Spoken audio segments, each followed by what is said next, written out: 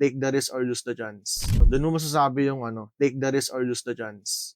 Oo, Kumbaga magri-risk ka na isusugol mo yung pera mo sa pangnegosyo or ano, tawag dito, okey. ibibili mo ng hindi naman importanteng bagay na hindi ka naman kikita. Mm, Kumbaga ang iniisip ko, sabi ko kasi ako parang ano, sapat na ako sa lahat ng kung anong meron ako, eh. mm, Kumbaga hindi ko naman kailangan ng ganyang bagay mm, para mapakita sa ibang tao na may ganito ako, ganyan.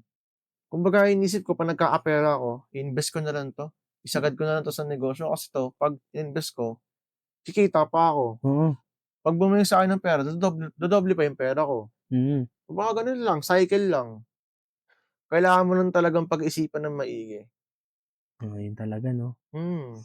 ganda nun. Totoo yung take the risk or lose the chance. Kumbaga, yung lose the chance ay yung aanhin mo na chance na kikita ka sa pera mo na ininvest mo.